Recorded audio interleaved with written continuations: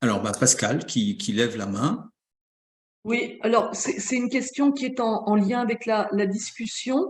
Il y a une question qui porte sur le manuel, Oui. Dominique, à savoir donc s'il s'agit uniquement d'un manuel pour la seconde ou il s'agit aussi d'un manuel pour première et terminale.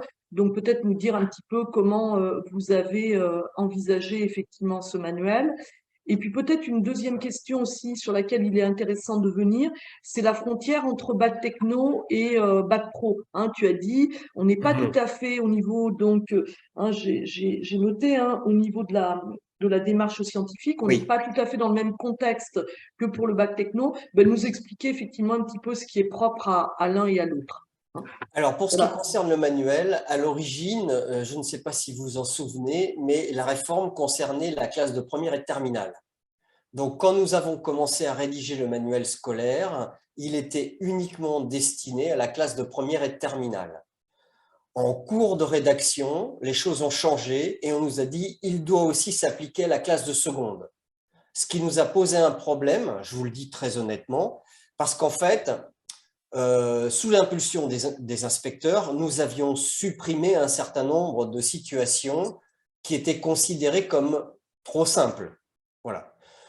Je pense malgré tout que le manuel scolaire est utilisable en seconde, en première et en terminale, mais il faudra peut-être simplifier certaines situations pour qu'elles s'adaptent parfaitement aux élèves de seconde. Mais tel qu'il est, il y a bien marqué EG1, MG1. Donc, il est bien destiné à l'ensemble des enseignants. Deuxième chose, pour ce qui concerne les niveaux de formulation, il est clair que là, nos élèves de bac pro, il ne s'agit pas d'en faire des scientifiques. Il s'agit de former l'esprit critique et qu'ils comprennent comment peuvent être validées des données, comment elles sont récoltées, comment elles sont analysées.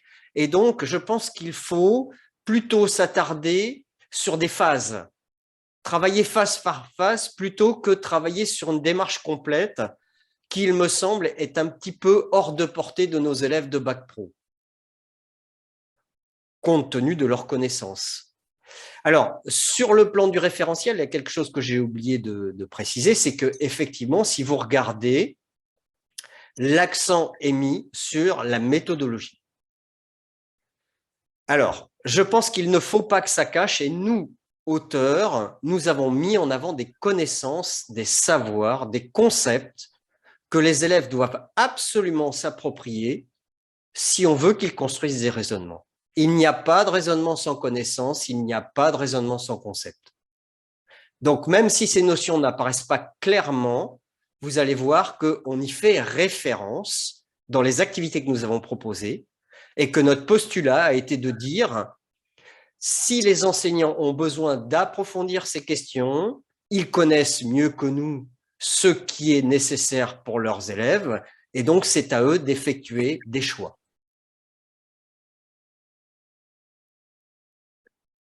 Merci Dominique. Une autre. Ah, il y a un écho. Marjorie a demandé la parole. Et je la Oui, donne. bonsoir à tous. Je ne sais pas si vous m'entendez. Très bien. Très bien. Simplement, j'aurais voulu savoir les 5 thèmes proposés, donc il va falloir traiter. J'aurais voulu savoir si c'était à traiter en seconde, première, terminale, ou est-ce que les 5 peuvent être traités en vision globale en seconde et ensuite approfondis en première et en terminale. Bien, moi, je n'ai aucune réponse. Je pense que c'est un choix d'équipe. Je pense que c'est un choix. On peut choisir un enseignement dit spiralaire. On commence quelque chose et on y revient en première et en terminale. On peut choisir des thèmes uniquement en seconde parce qu'on considère qu'ils sont prioritaires par rapport à la spécialité qu'on veut déjà aborder ces thèmes-là. Toutes les situations sont possibles. Il n'y a aucune préconisation. Donc là, c'est notre liberté pédagogique qui nous permet, en fonction de l'équipe, des priorités, des opportunités, de décider de manière tout à fait libre. Il n'y a aucune préconisation, pardon. La seconde a commencé alors que bon, le référentiel n'était pas tout à fait bouclé. Donc, bon, c'est vrai que cette année, c'est un petit peu une année entre deux, mais pour la seconde, du moins. Après, peut-être revoir après. Heureusement que ce n'est pas vraiment obligatoire parce que sinon, bon, ça a déjà Voilà. commencé. Je pense que la seule obligation qui nous a été formulée, c'est qu'effectivement, les 5 thèmes doivent être abordés. Les 5. Il n'y a pas d'ordre, il n'y a pas de préconisation, parce qu'en fait, hein, justement, on est sur des approches plutôt méthodologiques et c'est compliqué à mettre en œuvre. Et donc, on a vraiment une grande latitude, ce qui pose problème pour, on en discutait, hein, pour nos jeunes collègues qui, quand ils arrivent, ont un peu de mal, peuvent avoir un peu de mal à aborder des sujets complexes de cette manière. Merci. Je vous en prie. Dominique, Oui. si je peux apporter un Mhm. élément, la classe de seconde, elle est vraiment considérée comme étant une classe pour apporter les fondamentaux en quelque sorte, Oui. en sachant que bien évidemment, après sur le cycle terminal, sur première et terminale, nous pouvons aussi accueillir des élèves d'autres établissements, d'autres filières de formation. Donc, de toute façon, ce qu'on va construire là, plus par rapport à l'évaluation, on va vraiment le construire, Dominique, il me semble, en fonction de ce qui va se passer en première et en terminale.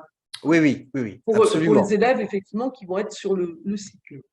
Exactement. Mais je vous le dis, c'est vrai que c'est toujours un problème compliqué. C'est-à-dire le fait de commencer à construire quelque chose en seconde et d'accueillir des élèves qui viennent d'une autre filière en première, c'est un problème toujours renouvelé et ça ne peut pas nous empêcher de commencer à construire en seconde. Voilà. Alors après, l'enseignement, c'est ce que je vous disais, il est aussi autour d'un certain nombre de notions. Voilà. Alors, on peut commencer par un peu moins de méthodologie en seconde et quelques connaissances qui nous semblent indispensables, mais voilà, c'est une question vraiment d'appréciation et de choix d'équipe. Eric? Oui, merci. Pour les thèmes, il y a 5 thèmes qui sont abordés. Alors, est-ce que c'est abordé par l'ensemble des disciplines ou est-ce qu'il peut y avoir des choix par discipline? Je donne un exemple. On parle de biodiversité. Je suis prof de physique-chimie. Moi, ça ne me concerne pas, c'est pour le prof de bio. Est-ce que, enfin voilà, exemple typique, est-ce que c'est ça? Est-ce que ça peut être ça? Ou est-ce que, obligatoirement en sciences physiques, je dois aussi l'aborder sur l'ensemble des 3 années? Et deuxième question, on parle des contextes. Il faut prendre des contextes, d'accord? Alors, combien il faut prendre de contextes?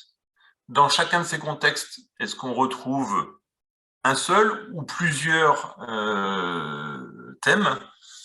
Et est-ce qu'il faut prendre une dizaine de contextes dans l'année, dans les 3 ans, j'en sais rien. Enfin, tu vas me dire, je sais une partie de la réponse, il n'y a rien d'écrit, mais comment tu le sens? Voilà, merci. Alors, par rapport à ta première question, moi, je me suis trouvé confronté, comme tous les collègues, hein, quand on a écrit le manuel scolaire. Donc, si vous avez le manuel scolaire, moi, je ne suis intervenu que sur 2 thèmes avec mes collègues. Hein, on était une équipe, changement climatique et transition énergétique. La question est une question de quelle entrée on choisit. Est-ce qu'il y a moyen de faire intervenir des maths, de la bio, de la physique? Voilà. Il s'agit d'examiner la situation et de voir par rapport à la spécialité si c'est pertinent ou pas. Moi, je n'ai pas de réponse absolue. Sur biodiversité, je peux parler, par exemple, des facteurs diabiotiques et donc température, etc. Ces facteurs-là, moi, ça peut m'intéresser d'en parler aussi au niveau physique-chimie. Mais là encore, c'est un choix. Peut-être que la biodiversité, je vais l'aborder différemment dans une classe de SAPAT et dans une classe, par exemple, de technicien conseil vente en animalerie, où là, les élèves, ça leur dit quelque chose, la biodiversité, puisqu'ils ont des espèces à apprendre, etc. Voilà. Encore une fois, vous voyez, je ne vais pas vous apporter de réponse clé en main. Hein. Il n'y en a pas. Mais ce qui transparaît dans ce que tu dis quand même, c'est que pour faire des choix, en l'occurrence de choix de discipline par rapport à un thème, ça nécessite forcément un travail d'équipe en amont. Absolument. Pour l'écriture de ces manuels scolaires, nous étions une équipe là de 3, un prof de maths, un prof de physique-chimie, un prof de bio, auquel s'est ajouté un prof de team et qui ont fait des parties pour problématiser un enseignant de SC. Donc, vous voyez, on a vraiment fait, et c'était la volonté des inspecteurs. Et ça, c'est la difficulté. C'est-à-dire, comme on le disait tout à l'heure avec Pascal, on a transféré ce travail pluridisciplinaire qu'on pouvait faire classiquement sur un travail d'équipe qui doit se faire en supplément et qui est complexe. Parce qu'en fait, nous, on a passé des heures et des heures. C'est pour ça d'ailleurs que je me permets de vous dire, si on a fait un manuel scolaire et il sert de base, profitez-en, parce que nous, on a passé des heures pour ça. Et ce travail, il peut vous permettre, au moins dans un premier temps, de rentrer dans la démarche en diminuant un petit peu la charge de travail d'équipe qui va se construire au fur et à mesure. Moi, je vous le dis honnêtement, hein, je ne touche rien sur la vente, ou presque rien sur la vente des manuels scolaires. On était 17, donc je vous laisse imaginer ce que représentent les droits d'auteur. C'est vraiment pas ça qui va me faire vivre tous les jours, hein.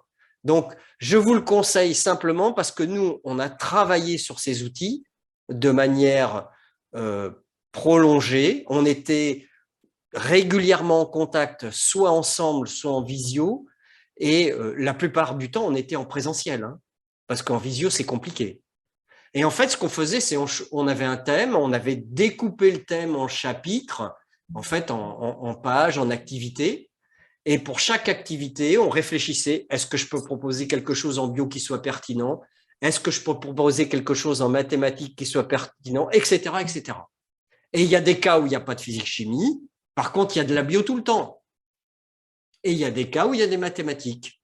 Mais il y en a souvent parce qu'il y a souvent des données qu'on peut utiliser.